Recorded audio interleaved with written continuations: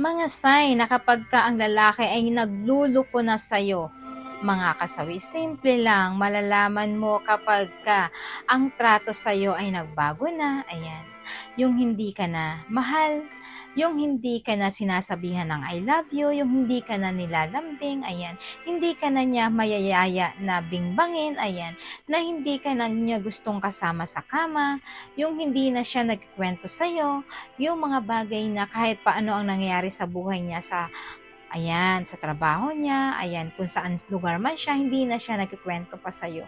Kung ano na lang yung tinatanong mo sa kanya, napakaikli na lang ng mga isasagot niya sa'yo, yung mga conversation niya. Kung dati inaabot kayo ng madaling araw, inuumaga na kayo sa pagkikwento niya, sa pagsasagot niya sa'yo, yung mga ganong bang conversation mga kasawi. Pero kapag ito ay biglang naglahong lahat, na hindi niya na ito ginagawa pa sa'yo, isa lang yan sa mga sign na ang lalaki ay meron ng kinahuhumalingan na ibang babae. Kasi ang isang lalaki, kapag kamahal ka pa niyan, hindi pa yan nag-uumpisa na magloko, lahat gagawin yan para mapasaya ka lang. Lahat gagawin yung oras para lang makasama ka.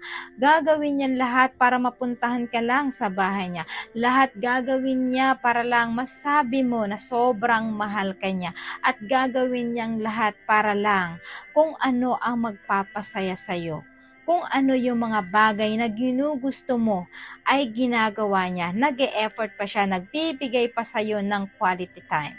Pero kapag lahat ng yan ay hindi niya ginagawa na sa'yo mga kasawi, matakot ka na. Kasi meron na siyang ibang babae mga kasawi. At ginagawa niya na ito sa iba. Hindi na siya mag-e-effort pa sa'yo. Kasi iba na ang babaeng binibigyan niya ng effort. Binibigyan niya ng oras, binibigay na doon lahat ng atensyon niya.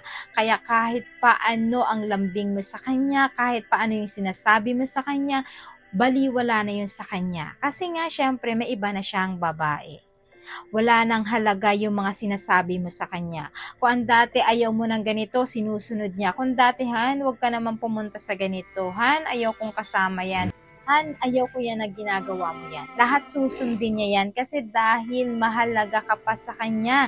Dahil mahal na mahal ka pa niya. Kaya kung ano yung gusto mo na para sa kanya, ay talagang susundin ka niya. Hindi yan mag-aapila, hindi yan magagalit sa'yo, susundin ka niyan. Kasi nga, andun pa yung love.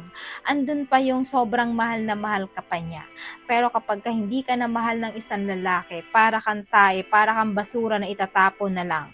Wala na siyang pakialam sa'yo kung masasaktan ka, kahit may sakit ka pa, hindi ka na niya mapuntahan, hindi ka na niya makamusta, hindi ka na rin niya maitanong kung ano ang nangyayari sa buong araw mo, mga kasawi.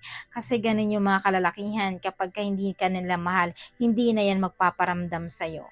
Ipaparamdam niya na lang sa'yo na para kang kawalan sa buhay nila. At ang gagawin na lang nila sa'yo ay ipapakita na lang nila sa'yo ng husto na talagang hindi ka na niya mahal. At meron na siyang ibang babae, mga kasawi. Yan lamang po yung ating opinion mga kasawi. Yan lang po ang ating advice. Maraming salamat po sa patuloy na pagsuporta niyo sa akin. Mahal na mahal ko kayo mga kasawi. Yan lamang po yung ating advice.